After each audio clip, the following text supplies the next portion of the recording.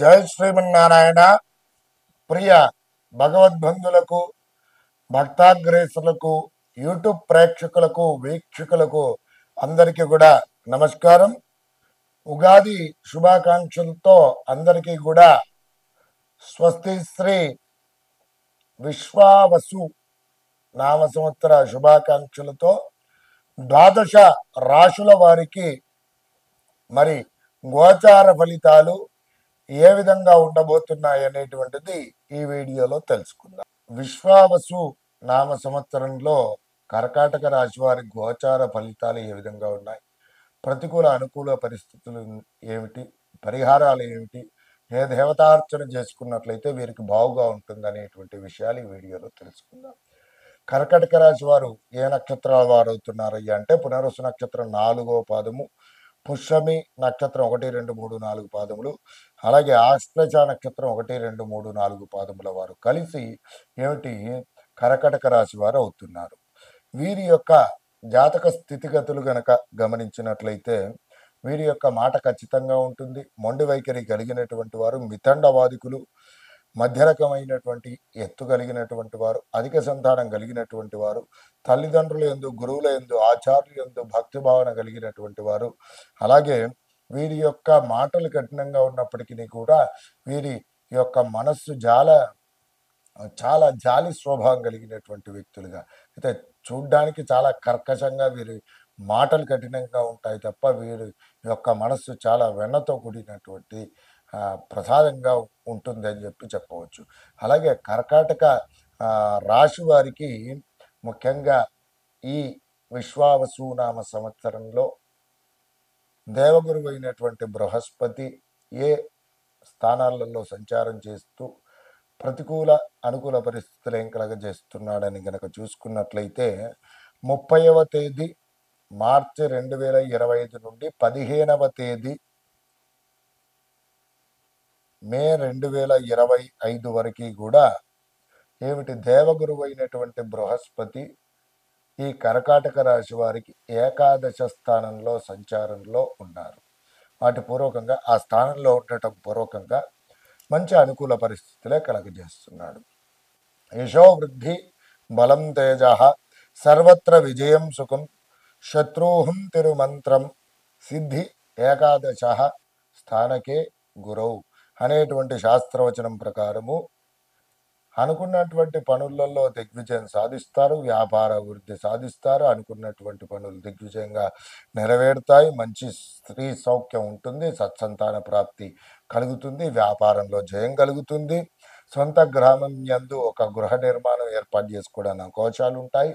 అలాగే ముఖ్యంగా గృహం ఎవరైతే కొనుగోలు చేయాలని చెప్పి ప్రయత్నం చేస్తున్నారో వారికి గృహలాభం కలుగుతుంది, గృహ సౌఖ్యం కలుగుతుంది. మరి వ్యాపార సంస్థంగా చాలా బాగుగా ఉండడానికి అవకాశాలు అనేటువంటి చాలా ఎక్కువగా ఉన్నాయి.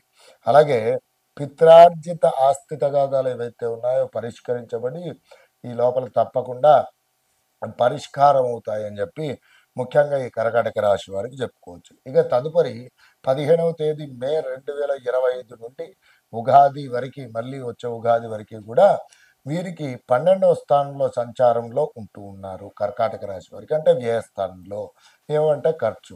ఆ విధంగా కనుక చూసుకున్నట్లయితే ఎలాంటి ప్రతికూల పరిస్థితులు కలగజేస్తున్నాడు అని కనుక చూసుకున్నట్లయితే శుభమూలే వ్యామోహం చైవ ప్రాణ విక్రయ దూషణం స్థాన భ్రంష్టం చ దారిద్ర్యం ద్వాదశ స్థానకే గురవు అనేటువంటి శాస్త్రవచన రీత్యా శుభ కార్యక్రమాలు అనేటువంటి అనుకోని విధంగా జరగడం పూర్వకంగా ఖర్చులు అధికమవడం, అప్పులపాలు కావడము, ధన వ్యయం అనేటువంటిది ఎక్కువగా కలగడము, పాడి పరిశ్రమల యందు అనుకూలంగా లేకపోవడము, ఉద్యోగులకు బదిలీ కావడం, వాళ్ళు ప్రైవేటు పరమైనటువంటి కానివ్వండి, ప్రభుత్వ పరంగా కానివ్వండి, వ్యాపారాదుల చేసేటువంటి వ్యాపార సంస్థ యజమానులకు కూడా అనుకోని విధంగా నష్టములు వాటిల్లడానికి అవకాశాలు, కుటుంబంలో ఆర్థిక ఇబ్బందులు, అలాగే ఒకరి మాట ఒకరి ఇంట్లో వినకపోవడము, సంతానపరమైనటువంటి సమస్యలు ఎదుర్కోవడం, మన పుత్రికాదుల వలన తల్లిదండ్రులు బాధపడాల్సి రావడము, అలాగే విద్యార్థులకు ఉత్తీర్ణత శాతం తగ్గిపోవడము, అనారోగ్య సమస్యలు తలెత్తడము, మనస్సు చపలచిత్తంగా ఉండడము, అనుకోని విధంగా ఖర్చులు అనేటువంటిది ఏర్పాటు కావడం. విధంగా చూసుకున్నట్లయితే కర్కాటక రాశి వారికి దేవగురువైనటువంటి బృహస్పతి మే 15వ తేదీ 2025 నుండి ప్రతికూల పరిస్థితులు కలుగజేస్తున్నాడు.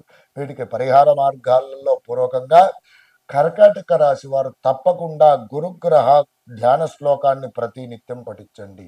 ప్రతి గురువారం కూడా పసుపు రంగు గల దుస్తులను ధరించండి. అలాగే రోజ్ వాటర్ మరియు పసుపు రెండు కలిపి నుదుట తిలకంగా బొట్టులాగా పెట్టుకోండి. అలాగే ప్రతి గురువారము కూడా గురుగ్రహానికి చక్కగా అభిషేకం నిర్వహించి పసుపు రంగు గల వస్త్రం సమర్పించి పసుపు రంగు గల పళ్ళు సమర్పించండి, పూలు సమర్పించండి. ఆవు నేతితో పసుపు రంగు గల ఒత్తితో దీపారాధన చేసి అలాగే ఉడకబెట్టినటువంటి శనగలు చక్కగా ఆ గురుగ్రహానికి నివేదన సమర్పించడం. ప్రతి గురువారమును కూడా లేదా ప్రతి నిత్యమును కూడా శ్రీ గురు దత్తాత్రేయ స్వామి వారి యొక్క మంత్రాన్ని పఠించడము, దత్తాత్రేయ స్వామి వారి యొక్క దేవాలయంలో ఏదైనా ఒక గురువారం రోజున తప్పకుండా అన్న సంతర్పణ కార్యక్రమం అనేటువంటిది నిర్వహించడం పూర్వకంగా గురువు మీకు ప్రతికూల పరిస్థితుల నుండి అనుకూల పరిస్థితులు తప్పకుండా కలగజేస్తాడు.